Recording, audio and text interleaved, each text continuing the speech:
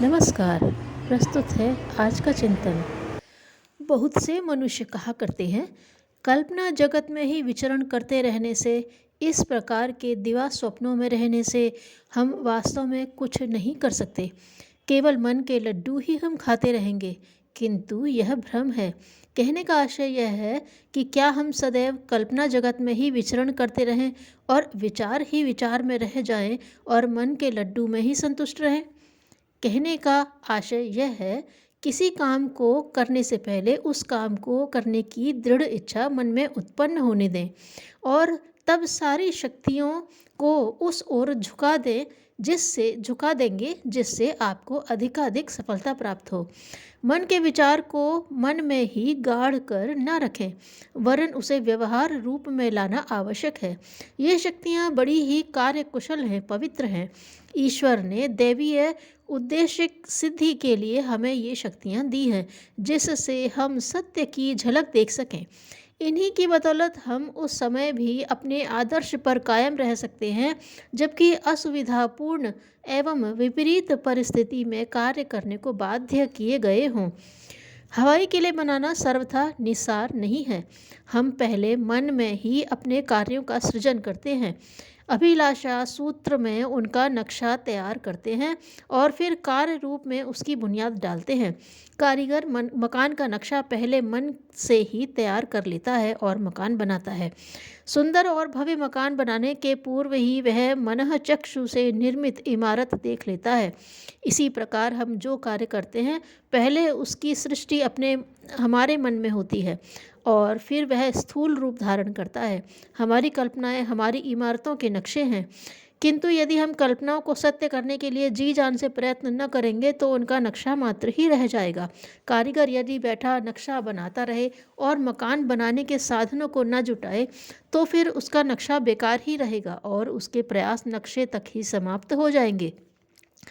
सभी महान पुरुष जिन्होंने संसार में महत्वपूर्ण सफलता प्राप्त की है, पहले अपनी इच्छित वस्तुओं को स्वप्न में ही देखा करते थे।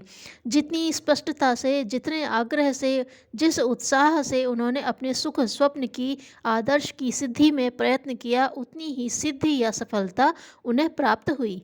अपने आदर्श को सभी इसलिए न त्याग दें कि उसे व्यवहृत करने का प्रत्यक्ष साधन आपको नहीं दिखलाई पड़ता। आप अपनी समस्त शक्तियों का प्रवाह अपने आदर्श पर लगाकर उस पर दृढ़ता से जमे रहें। आप सदैव उसे प्रज्वलित रखें, कभी भी अंधकार में या मंद उसे न होने दें। सदैव आप नूतन एवं आनंदप्रद अभिलाषा में उत्पन्न वायुमंडल में भ्रमण करते रहें।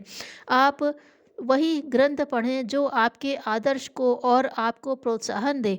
उन्हीं व्यक्तियों के संपर्क में रहें जिन्होंने ऐसे कार्य किए हैं जो आप करना चाहते हैं और जिसे सफल बनाने के लिए आप जी जान से प्रयत्नशील हैं। रात में सोने के पूर्व शांति से आप एकाग्रचित हो अपने आदर्श पर चिंतन करें। विचारों में आदर्श का व्यवहारिक रूप देखें और सफलता के आनंद में विभोर हो उठें। आप भयभीत न हो, क्योंकि जो अपने आदर्श की असफलता के स्वप्न देखा करता है, उसका निश्चय ही पतन होता है। स्वप्न शक्ति या विचार शक्ति आपको इसलिए नहीं दी गई है कि वह आशंकाएं उत्पन्न करे। उसके पीछे सत्य छुपा हुआ है। यह एक ईश्वर प्रदत्त गुण है जो दैवी कूप से दैवी धन देता है और आप साधारण व्यक्तियों की श्रेणी से उठकर असाधारण पुरुषों की श्रेणी में रहने लगते हैं। दुर्व्यवस्था से वह आपको दिव्य आदर्शों में निमग्न कर देता है।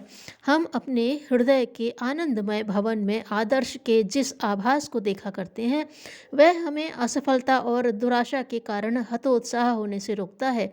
यहाँ स्वप्नों का तात्पर्य उन स्वप्नों से नहीं है जो तरंगों के समान क्षणिक हैं, वरन तात्पर्य उस सच्ची एवं प्रकृत अभिलाषा, उस पवित्र आत्मिक आकांक्षा से है जो हमें सदैव हृदय में इस विचार को बल देती रहती है कि हम अपने जीवन को दिव्य और महान बनाएं, तथा जो हमें सदैव सावधान करती रहती है कि हम अवांछनीय एवं दुर्व्यवस्था से उठकर उन आदर्शों को ग्रहण करें जिनकी कल्पना हम किया करते हैं।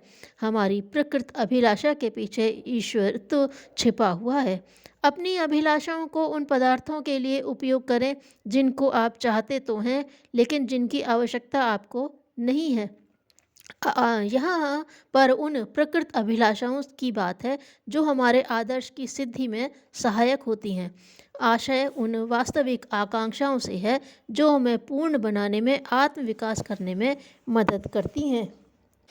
हमारी मानसिक प्रवृत्तियाँ, हमारी हार्दिक अभिलाषाएं, हमारी रोज की प्रार्थनाएं हैं।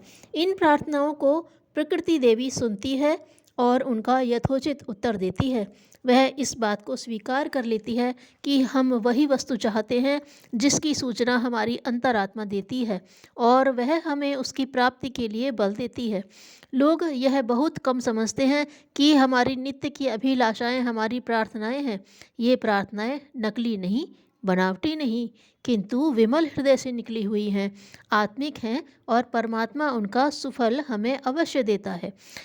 हम सभी इस बात को मानते और जानते हैं कि एक दिव्य पथ प्रदर्शक हमारी आत्मा में आसीन है और वह सदैव हमारी रक्षा करता है, हमें उचित मार्ग दिखलाता है और हमारी आकांक्षाओं का समाधान करता है।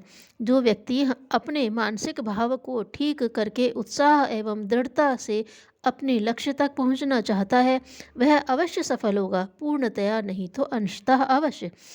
हमारी हार्दिक अभिलाषाएं हमारे उत्पादक अंतर्बल को जागृत करती हैं। वे हमारी शक्तियों को जोर देती हैं, हमारी योग्यता को बढ़ाती रहती हैं।